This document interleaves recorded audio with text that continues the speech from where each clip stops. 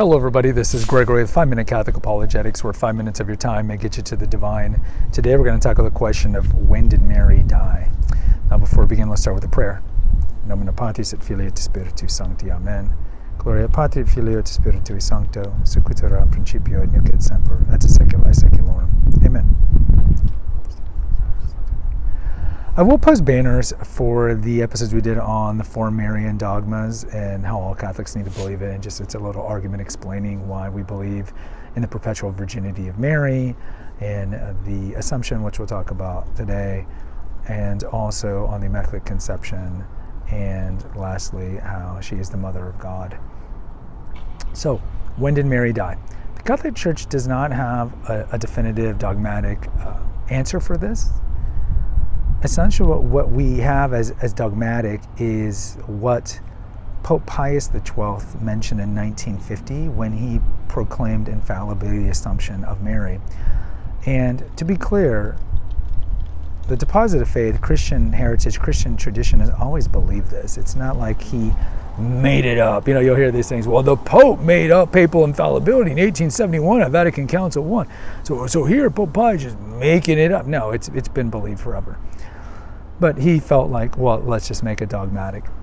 So if you look at the promulgation by Pius, it's very short on the Assumption. It said at the end of her earthly life, Mary was assumed into heaven. So the Church doesn't say, well, it was 12 years after Jesus died, or it was when she was 75. Now, that being said, we do have some small t traditions. We have some writings that came out of the first couple hundred years from the death of Jesus that might lend some idea as to when she died. And so probably the biggest tradition out there is that she died, I guess it's a pretty obvious number this is going to be, but 3 years after Jesus died. We know that essentially she was bequeathed to John the Apostle at the cross, and we do know that John and the Virgin Mary did live sometime in Ephesus, because you can actually see the house in Turkey where they lived. And again, some people might ask, well, how do you know that's really the house? Well, remember, it's the same question of like, how do we know where St. Peter's bones were? Because the early Christians in these communities remembered these things, and as the generations passed on, they continued to tell their children, this is where, for example, Peter was crucified, or this is the cave from which Jesus was entombed. You can go to the Church of the Holy Sepulchre, for example. That's where that church. We know where these things are at. So the most common tradition is that she died 3 years, or she died, or she was assumed, I should say, 3 years after the death of Jesus. So that number kind of makes sense in a lot of ways. I don't think we need to spend time on that number. The other belief is that, did she die, or was she assumed living? And the Eastern traditions, Orthodox and the Eastern Rite Catholics, have a different view. So in the Latin Rite, we tended to see Mary being assumed from being alive, and she was assumed not by her own power, of course, but by the power of God, into heaven. The Eastern Rites, and you see this really seen in a lot of paintings, it seems like she died.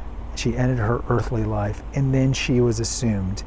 And so a lot of paintings you'll see will have the apostles surrounding her and her being assumed into heaven. Again, the Church does not have a definitive teaching on this. All the Church says is upon the end of her earthly life, she was assumed into heaven. So you don't have to believe it was 3 years.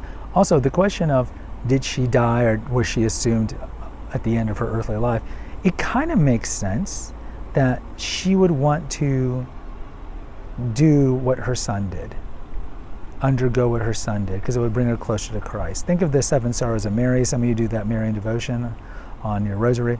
So it kind of makes sense from the Eastern tradition, which is the older tradition here, that she died. And then upon dying, it could have been a second after she expired, or who knows. No, again, there's no definitive teaching on this. That once she expired, then she was assumed up. And the other tradition, as I mentioned, is that the apostles, all the living apostles, I should say, were there at the time, because we know in Acts you see that James dies quite early, and we have an episode here on how all the apostles were martyred, of course aside from John. So that is pretty much it. Now you can go to the Holy Land and see Mary's tomb, you can go there. It's across from the Garden of Gethsemane. And there's a church there, an old church there. It's probably not the original church. Maybe it's a rebuilding of the original church, kind of like St. Peter's. But there is a church that's built on the alleged place where she was buried. But again, what was she buried? Did she die? Was she assumed? The church doesn't have a teaching on it, because the church doesn't need to have a teaching on this. Exactly when she died, how old was she? None of that really matters. What matters is that she was the new Ark of the Covenant, the new Eve, and as such, it makes sense that she was going to be assumed into heaven. And if you want for more information on that, go check out that episode I did on the Assumption and on the 4 Marian dogmas. So that's all I got to say. Until next time, guys, post in the comments. Until next time, take care, God bless, and pray.